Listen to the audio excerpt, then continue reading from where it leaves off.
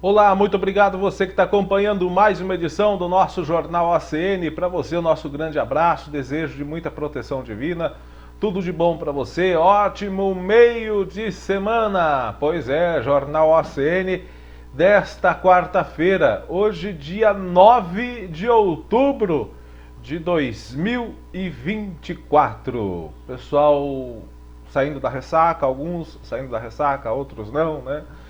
Enfim, ressaca pós-eleição, né, gente? Que a gente vai falar daqui a pouco um pouco sobre isso ainda, né? Sobre o resultado das eleições, mas a gente começa desde já agradecendo você que nos assiste, enviando um grande abraço e saiba que nós estamos nos nossos perfis lá no Facebook também tem a página do Cubo Notícias.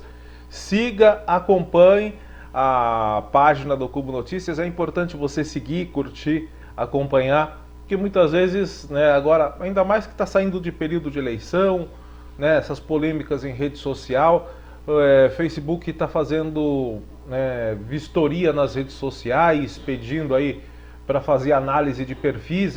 Esses dias mesmo nós ficamos com um dos nossos perfis aí 48 horas fora do ar, porque ele estava em análise para saber se a gente estava publicando spam, né, publicação de link, essas coisas, mas hoje de manhã parece que normalizou, graças a Deus. Mas então é importante porque a página não cai de jeito nenhum, então vai lá, curta e siga para você acompanhar as nossas informações, tá bom?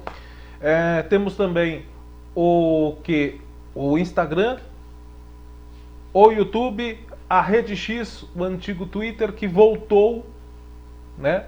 Twitter está de volta pela decisão do Alexandre de Moraes ontem, né? Twitter arregou, pagou as multas, está cumprindo todas as regras certinho, daí o Xandão liberou. Então estamos de volta também lá no Twitter. Todo mundo está de volta no Twitter, aliás, né? Não foi só o nosso que caiu, não. É de todo mundo, foi suspensão geral. Então vamos lá, vamos começar o Jornal ACN com a previsão do tempo para a cidade de Porangaba e também municípios da região.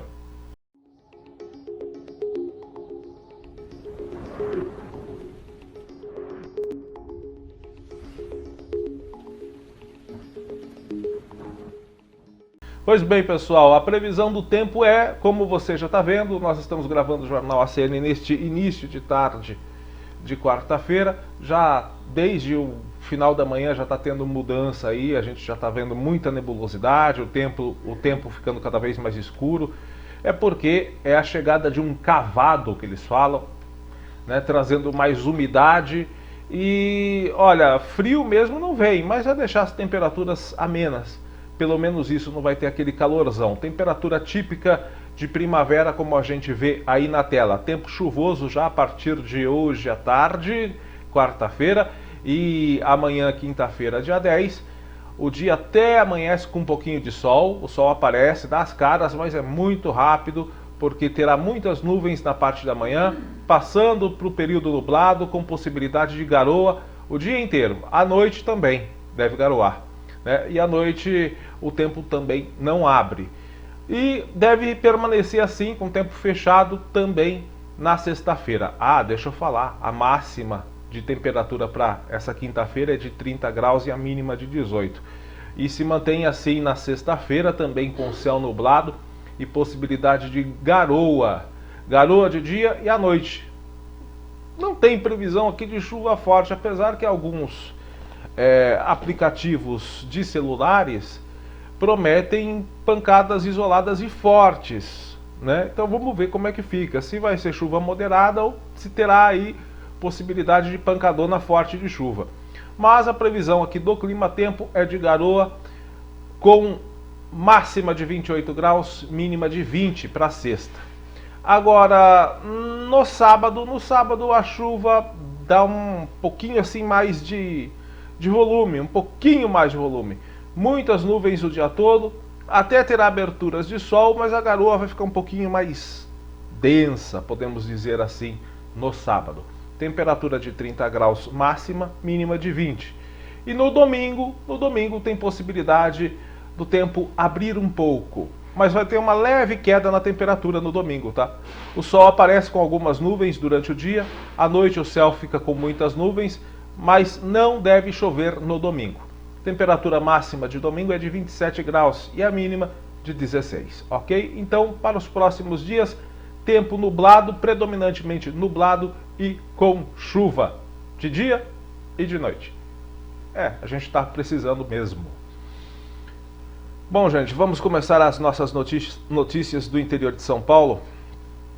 E essa notícia está repercutindo desde... Quando foi que aconteceu isso, né? Foi no último final de semana, na tarde de segunda-feira, aliás, né?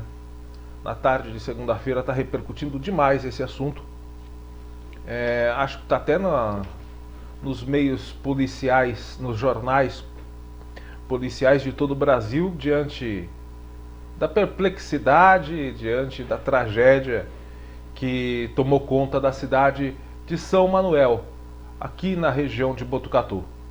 A polícia está com o inquérito aberto, investigando casos de feminicídio e tentativa de feminicídio qualificados, para investigar a motivação da discussão que levou esse vagabundo que você está vendo aí na foto, infelizmente está de costas, devia mostrar a cara dele.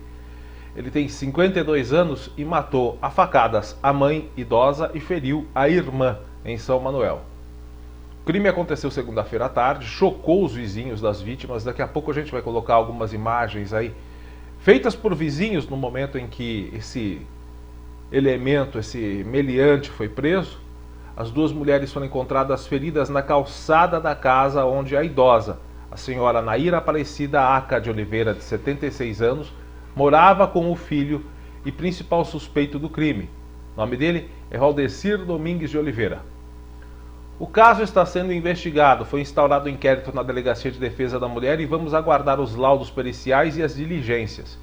Ele não tinha passagem anterior pela polícia, nem histórico de uso de entorpecentes, mas tudo será averiguado para encontrarmos a motivação desse crime brutal, afirmou o delegado seccional aqui da nossa região de Botucatu, Dr. Lourenço Talamonte Neto.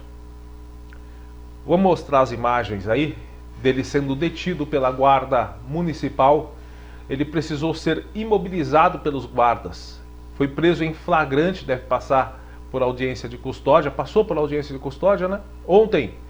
Tem informação aqui. Ele não foi liberado na audiência de custódia, né? De acordo com o Dr. Lourenço Talamonte, e a gente vê nas imagens, o elemento está mostrando resistência ao ser preso, tentou desarmar um dos guardas.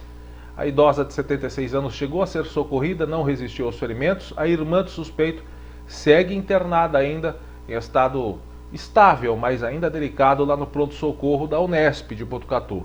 O estado de saúde dela é considerado grave, mas estável. E ela só escapou de mais agressões porque, segundo ainda as investigações, ela se fingiu de morta para não receber outros golpes do irmão. Agora, essa desgraça vai para a cadeia e nós vamos pagar impostos, continuando pagando impostos para sustentar uma porcaria dessas na cadeia. Um cara que matou a própria mãe. Aí fala, não tem que ter pena de morte no Brasil? Muitas das vezes a gente precisa ponderar esse assunto que é muito polêmico, né, de pena de morte e tal, que é um dos assuntos mais polêmicos que tem no mundo, pena de morte, aborto. Mas para esse caso aí, que ele foi preso em flagrante, matou a própria mãe, a gente tem que sustentar ele na cadeia? É justo isso? Tragédia também em Itapetininga. Esses dois jovens, os dois tinham 19 anos, né? Morreram após ser atropelados por um caminhão enquanto empurravam uma motocicleta às margens da rodovia Raposo Tavares, próximo ao distrito de Tupi, ali em Itapetininga. Isso aconteceu segunda-feira à noite. Conforme o boletim de ocorrência, o acidente aconteceu na altura do quilômetro 188, quando Samir Augusto Pires do Pokoski e César Gabriel dos Santos Gomes foram atingidos pelo caminhão, que não conseguiu desviar a tempo de evitar o impacto. O caminhoneiro, que não se feriu, acionou a polícia rodoviária. Ele tentou prestar socorro, mas os rapazes morreram no local, uma vez que tinham sido esmagados pelo veículo.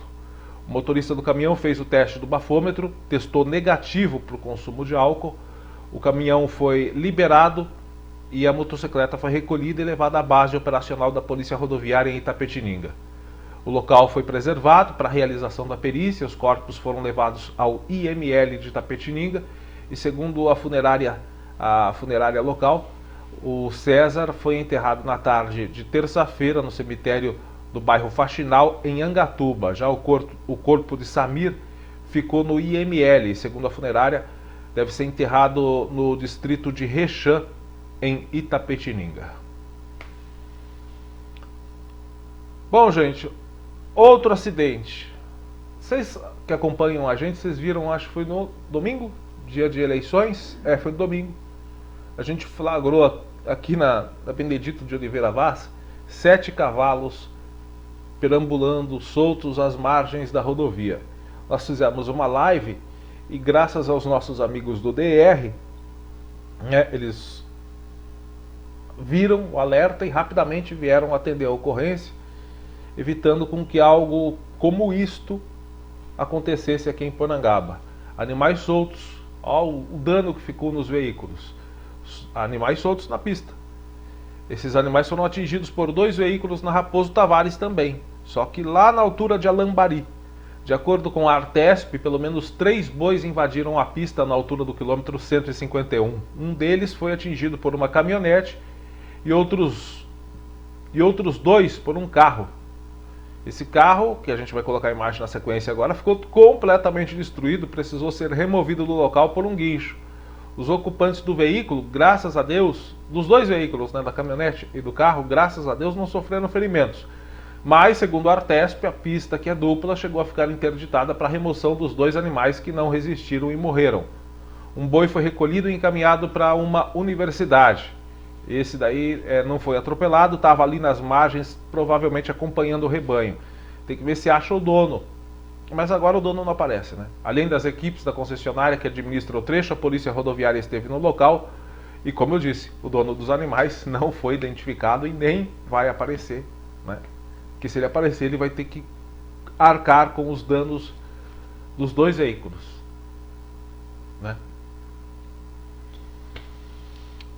Ainda na região de Itapetininga, lá na cidade de Campina do Monte Alegre, um fato que deixou o município em luto. Uma casa pegou fogo e essa senhora de 75 anos morreu durante incêndio em sua casa em Campina do Monte Alegre. Foi ontem à noite que isso aconteceu. Hoje a cidade de Campina do Monte Alegre amanheceu em luto. Segundo a Guarda Civil Municipal, porque a pequena cidade de Campina do Monte Alegre tem uma Guarda Civil Municipal, Você vê, Campina do Monte Alegre tem, Guareí tem, Quadra tem, Porangaba não tem, Bofete vai ter, já está implementando, Bom, é só para lembrar o caso, Mas vamos lá, voltando ao assunto, segundo a GCM lá de Campina do Monte Alegre, o Corpo de Bombeiros foi acionado, assim como uma equipe da Polícia Militar e da Defesa Civil, para a Rua Rocha Miranda, lá no centro de Campina do Monte Alegre. Como você vê nas imagens aí, as chamas estão enormes, acometeram toda a casa, mas elas foram contidas pelos bombeiros. Só que, infelizmente, após conter as chamas, a equipe dos bombeiros adentrou ao imóvel e encontrou o corpo da senhora Beth Seabra.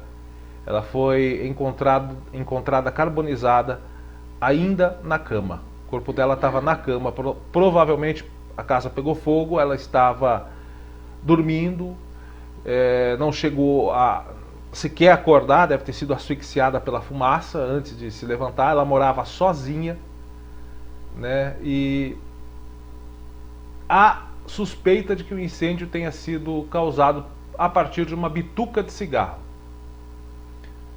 Enfim, a causa do incêndio vai ser esclarecida, está sendo investigada pela Polícia Civil, que registrou esse boletim de ocorrência por homicídio culposo, quando não há intenção de matar, no plantão policial de Itapetininga.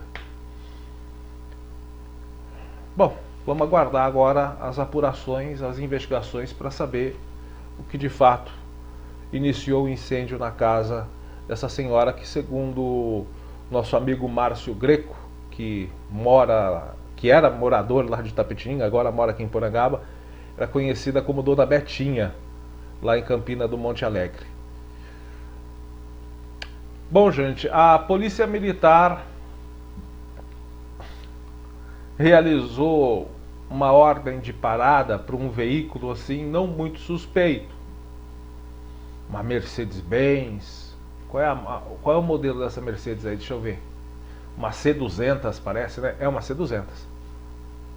Um carro avaliado aí em mais ou menos R$500 mil, por aí. Então é um carro assim, né? Longe de qualquer suspeita. Mas a Polícia Militar realizou na tarde de sábado, dia 5 de outubro, uma operação na rodovia Raposo Tavares. Ali na altura de Salto Grande, deram uma ordem de parada a esse veículo. E essa ordem de parada resultou no flagrante de tráfico interestadual de drogas. Durante a ação, os policiais sinalizaram para esse veículo, é uma Mercedes-Benz C200, para ele parar, mas ele desobedeceu, tentou fugir da fiscalização. Começou uma perseguição. O motorista, então, viu que, apesar de ter um carro potente, um carro forte, não ia dar muito para ele não, porque o carro estava pesado, já já você vai saber por quê. Ele não estava conseguindo desempenhar o máximo aí do seu veículo. Então, como ele estava vendo que não ia dar bom, ele ia perder na perseguição, ele abandonou o carro nas proximidades de uma área de mata e correu para dentro do mato. A polícia foi inspecionar o carro. Falaram, nossa, uma Mercedes C200, um carrão desse, carro alemão, esportivo, tava aí rodando igual um carro normal, pô. Na hora que a gente foi perseguir, não estava conseguindo correr tanto, um carro esportivo praticamente. Por que será? Foram inspecionar o veículo e encontraram no porta-malas 160 tabletes de maconha, 103 quilos após a pesagem. Então o carro estava pesado, não estava desempenhando o máximo dele. Por que o carro estava pesado? Porque estava cheio de maconha. A ocorrência foi registrada na Central de Polícia Judiciária de Ourinhos, onde o veículo e a droga foram apreendidos. As investigações continuam em andamento. A operação contou com a colaboração da Polícia Federal, da Receita Federal e a Polícia Militar do Paraná.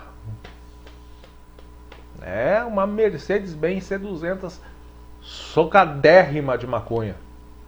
E acabou se lascando. Bom, gente, agora mais próximo aqui da gente, na cidade de Conchas. Ontem, dia 8 de outubro, terça-feira, a Polícia Civil da Delegacia de Polícia de Conchas foi acionada por uma mulher que relatou ter sido agredida por seu companheiro. Logo após o chamado, os investigadores fizeram buscas no local e localizaram o suspeito. Na delegacia, o homem foi autuado em flagrante pelos crimes de lesão corporal e ameaça no âmbito da violência doméstica. Ele foi encaminhado à carceragem de Itatinga, onde permanece à disposição da justiça. Então, ontem, um homem preso por agressão contra sua companheira lá na cidade de Conchas. Vamos falar um pouquinho da nossa região agora num âmbito geral. E para quem não assistiu a nossa live de domingo com o resultado das eleições para toda a região, a gente vai fazer um resumo aqui dos eleitos, dos prefeitos eleitos nos municípios da região. Aliás, quero agradecer a grande quantidade de pessoas que nos acompanharam domingo no acompanhamento das apurações das eleições de 2024 na cidade de Porangaba e municípios da região. Acho que a gente foi aí o único portal de notícias aqui da região que fez essa cobertura, essa apuração ao vivo junto com você, né? Enfim, os eleitores das cidades brasileiras fizeram aí a sua escolha para o executivo e legislativo municipais. Então vamos passar quais foram os resultados aqui para a região, de maneira resumida, porque acho que você já deve saber os resultados aí da sua cidade. Mas se você que está querendo saber o resultado da cidade vizinha, quem é o prefeito da cidade vizinha, tá aí a chance para você. Vamos começar por Conchas. O novo prefeito é o Paulo Nunes, do PDT, eleito com 2.893 votos.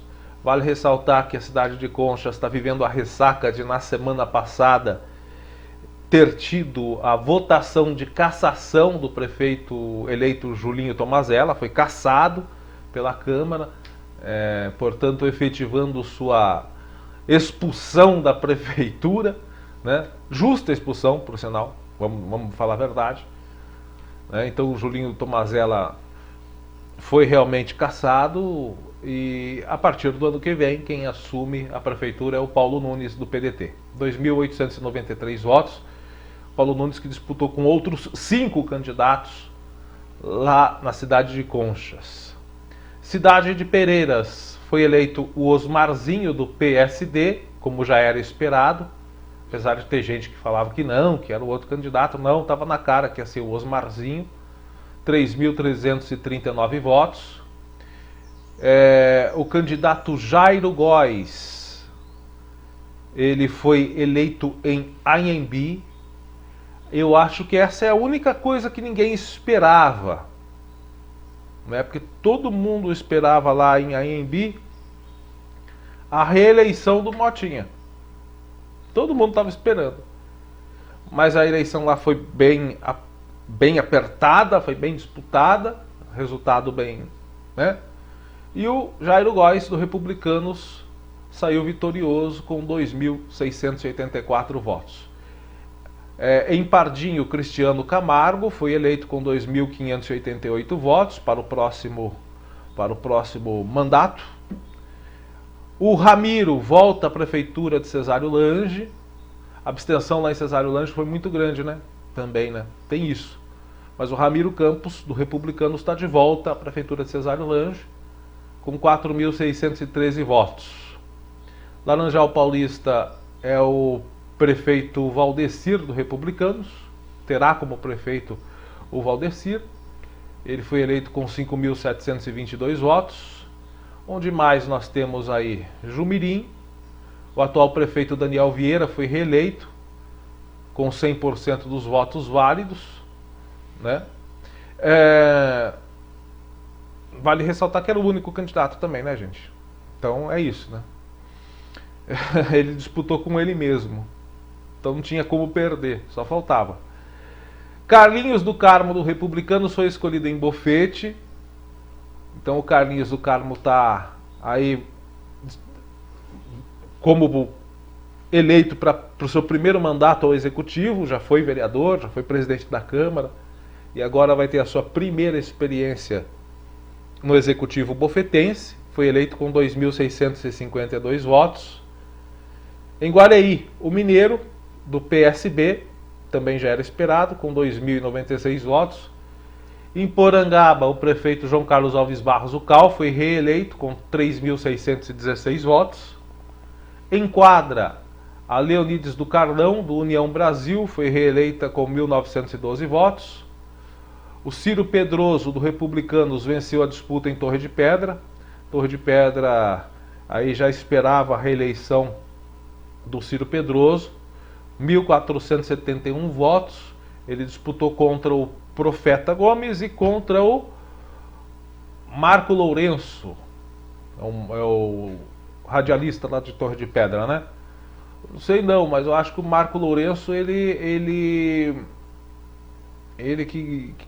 que fala que sempre é o mais acessado, o mais assistido, o mais lido.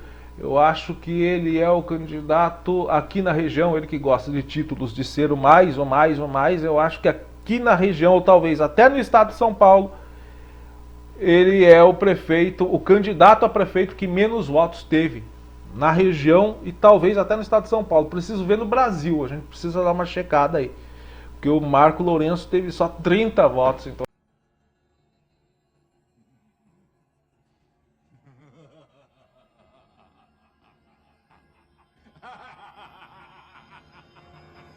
Torre de Pedra. Eu acho que é no Brasil, com certeza absoluta é um dos candidatos a prefeito com menos votos, menos votado. Né? Quem mais nós temos aqui? São Manuel, Odirley Baixinho, do PP, o novo prefeito eleito, com 6.323 votos. Itatinga foi o Paulo Roque, do PL, com 4.191 votos. E em Botucatu também já era esperada a eleição do Fábio Leite, juntamente com o André Spadaro de vice, com 5.853 votos. O Fábio Leite, que será o sucessor, né, do Pardini lá em Botucatu. Bom, vamos falar de eleições aqui em Porangaba. Para quem perdeu, né, para quem ainda não sabe como ficou a composição dos vereadores, vamos fazer uma pincelada rapidinha para o assunto não passar em branco. Não pode. Essa é a primeira edição do Jornal OCN pós-eleição. Então, na eleição de Porangaba, realizada no último domingo, o candidato Cal do PSD foi reeleito à prefeitura com 64,56% dos votos válidos, totalizou 3.616 votos. O segundo colocado foi o Gilson da Connect, do PP, que disputou a sua primeira eleição, ficou com 35,44% dos votos, somou 1.985 votos. Ao todo foram registrados 5.944 votos no município. Representou 79,97% de participação dos eleitores da cidade. Uma abstenção alta, né? Abstenção bem alta, superior aí a 21%. Dentre esses, 124 votos foram em branco, 219 votos nulos, abstenção relativamente alta com 1.489 eleitores, 20,03%. Lá em Botucatu a abstenção foi gigantesca, eu estava vendo agora de manhã, foi de 28,5%. Além da eleição para prefeito, também foram eleitos os novos vereadores. Composição da Câmara reflete uma diversidade de partidos, né, com destaque para republicanos e o PSD, que elegeram vários representantes. Mas, pode-se dizer, aí são 6 vereadores da base aliada do prefeito Cal. Robson do Gentil, com 447 votos. A Ângela Gregório, 426 votos, do Republicanos, os dois. Eduardo Bertin, do PSD, com 338 votos. O Ademir do Ataíde, do PP, é o primeiro que, em teoria, deve ser oposição, com 300 votos. Bruno Leitista, do Republicanos, com 242 votos. Jardelino do Manacá, com 195 votos. Do PP, pode ser também oposição. O Tatu Mecânico, do PDT, com 145 votos, também do partido de oposição, né, da ala de oposição. E voltando aí aos apoios, o Ricardo Surdo, do Podemos, com 133 votos, e a Claudete Oliveira, do PSD, com 132 votos. Então essa é a configuração aí. O Republicanos aparece como o partido com maior número de cadeiras na Câmara, seguido pelo PSD e o PP. Então, compõe aí uma ampla maioria de base de apoio ao prefeito reeleito. A expectativa é saber agora como o prefeito reeleito e os vereadores irão trabalhar em conjunto para atender as demandas da cidade. Bom, então tá aí o resultado das eleições. Ontem os dois, anteontem, né, e ontem também os dois candidatos divulgaram seus respectivos vídeos agradecendo os votos. Como nós já publicamos lá no nosso site, lá o candidato Gilson da Connect, ele enviou o vídeo para a gente também do agradecimento dele para a gente publicar. Ele agradece os 1.985 votos, ressaltou que teve uma boa votação por ser alguém que está disputando a primeira eleição da vida, né, um grupo político novo, e realmente foi uma disputa com 2 candidatos, inclusive com um candidato que fez uma gestão regular, né, soube trabalhar bem com a máquina pública nesse ano de eleição, e soube, isso é realidade. Então o resultado era assim relativamente esperado, mas o Gilson teve uma votação muito expressiva para a primeira eleição dele contra um prefeito que soube trabalhar bem, principalmente no último ano antecedendo as eleições. E o candidato agora prefeito reeleito Cal né, divulgou o vídeo de agradecimento dele lá no jornal que presta serviços de divulgação da prefeitura. Então, né, pouca coisa mudou, como se fala, né? Aliás, o que a gente vê na região, só para concluir aqui o pensamento, falando de pouca coisa mudou, a gente que está aqui há 9 anos, fez 9 anos agora no dia 10 de agosto, que nós estamos aqui com o Cubo Notícias, a gente durante esses 9 anos, a gente ouve falar mudança, mudança, as coisas precisam mudar, as coisas precisam mudar, tudo precisa mudar, mas até as vésperas das eleições, o discurso de mudança, mudança, mudança, precisa mudar, as coisas precisam melhorar, esse discurso ecoa em toda a região. A gente vive recebendo aqui de toda a região pedidos, reclamações, apelos, e a gente publica, porque aqui eu acho que é um dos poucos meios de comunicação da região que dão voz à população, porque tem alguns que estão fechados com prefeituras, tem uns que já estão correndo atrás dos gabinetes dos prefeitos eleitos para já garantir o apoio, né? A partir do ano que vem, os caras já estão indo nos gabinetes, já fazendo vídeo, ô prefeito, então, fala aqui com a gente, enfim, né, para garantir o apoio e tal.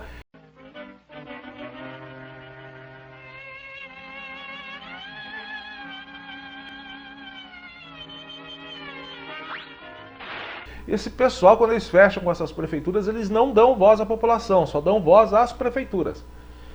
Então a gente ouve muito falar mudança, mudança, mudança, a gente apresenta aqui muitas reclamações, apelos da população, mas chega na hora, pouca coisa muda. Na região agora, a gente falou dos resultados aí, das eleições, né? Os que não foram reeleitos colocaram seus sucessores, na grande maioria dos municípios, então...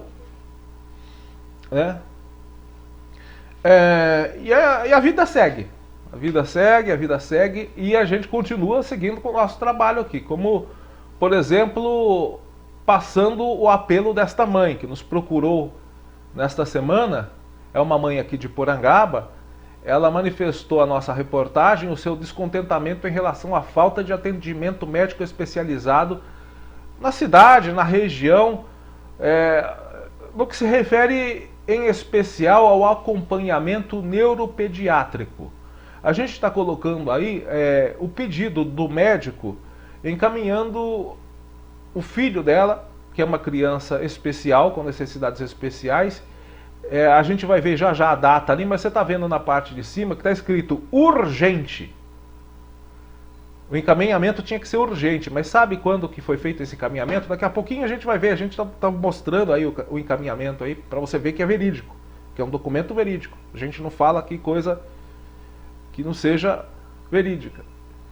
Então foi em outubro de 2023, desde outubro de 2023, que essa mãe está aguardando com seu filho uma consulta com um neuropediatra. E até o momento não teve atendimento. No desabafo, a moradora critica a falta de prioridade e estrutura para as crianças com necessidades especiais no município.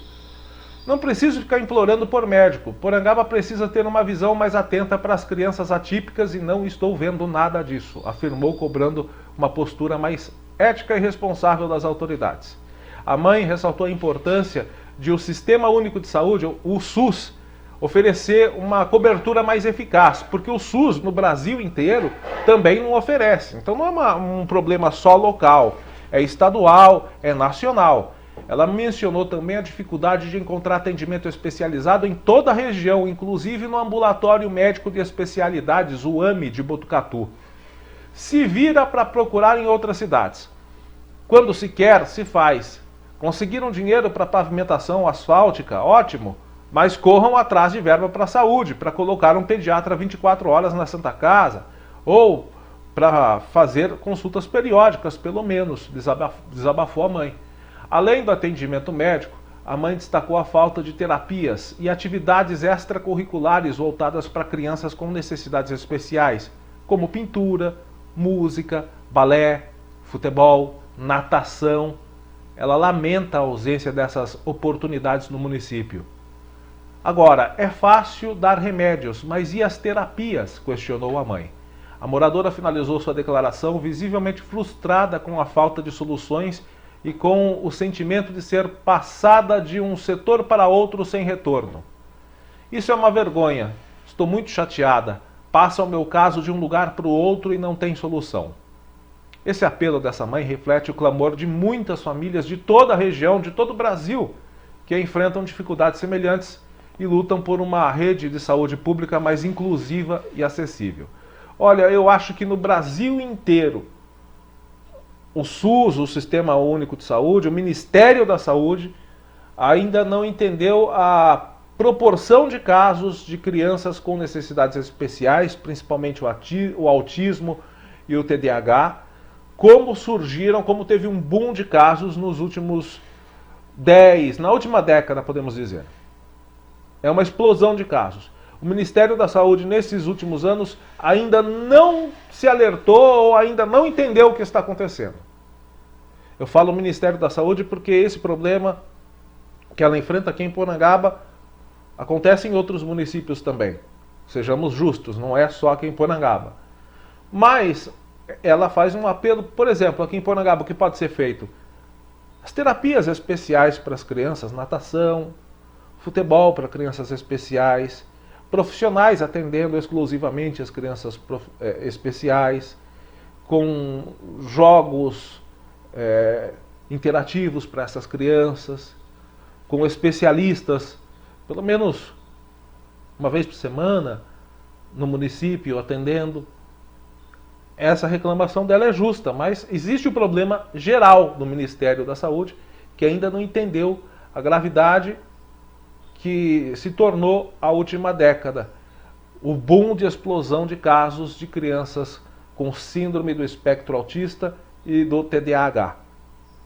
O Ministério da Saúde ainda não entendeu, o SUS ainda não entendeu, a região ainda não entendeu, a cidade de Porangaba também não entendeu. Vamos para o espaço do internauta. Ontem à tarde, aliás, nós recebemos de um morador aqui de Porangaba um pedido para que o departamento de trânsito aqui da nossa cidade dê uma observada no cruzamento de uma rua aqui em especial. O cidadão que nos procurou, ele é motociclista e ele diz que foi multado nesse trecho simplesmente por estar com a viseira do capacete aberto. Ele falou, tudo bem, a multa foi justa, eu realmente estava com a viseira aberta, tal, foi justa, mas eu estava passando pelo trecho hoje de noite, hoje de novo, aliás, não foi de noite, foi na parte da tarde. Eu estava passando agora à tarde de novo ali no trecho, e olha, tá certo, eu vou pagar a multa, eu estava errado, mas tem tanta coisa mais errada naquele local onde eu fui multado e ninguém toma providência. Então deixa eu mostrar uma imagem que a gente pegou até, é uma imagem relativamente atual, desse mês de maio de 2024. Né? Como a gente vai mostrar aí na tela, a gente vai acompanhar juntos aqui pelo jornal OCN. Essa rua aí esse cruzamento que a gente está mostrando aí, é um cruzamento da rua Carlos de Almeida Machado, né, com a rua Prefeito Diniz Vaz. Então a gente vê aí quem sai da Vila São Judas para ali descer para o Colina Verde. Então a gente está vendo aí que nesse trecho não é faixa amarela, então aqui é faixa branca, é permitido estacionar. A gente está vendo aqui, estou mostrando aqui com a seta para vocês verem, ó, faixa branca, pode estacionar aqui. Pode estacionar aqui, tudo faixa branca, né? Essa imagem aqui só mostrando, é de maio de 2024, a situação permanece a mesma. É que eu achei mais eficiente mostrar aqui, porque aqui a gente, né, consegue acompanhar, porque está desse jeito a situação lá. Ó, faixa branca, só que é uma saída ali de um cruzamento.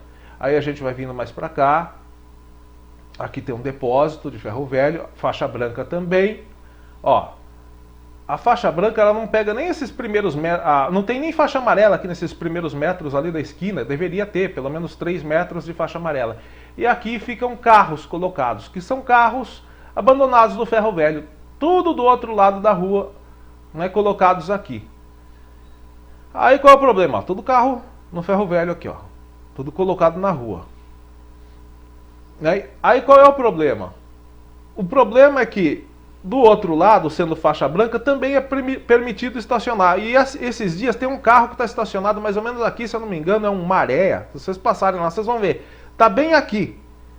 Só que isso atrapalha quem está entrando ou saindo dessa rua aqui, da Carlos Machado. E o pessoal da prefeitura sabe, porque inclusive quando o carro do Google passou lá, o carro do departamento de trânsito da prefeitura estava passando. Ó. Olha lá, ó. Pegou o carro da prefeitura entrando na rua. Então eles sabem qual é o problema aqui. E olha, se você está saindo aqui da rua e tem carro ali, você vai ingressar pela Domingos Diniz Vaz, vai entrar aqui à direita.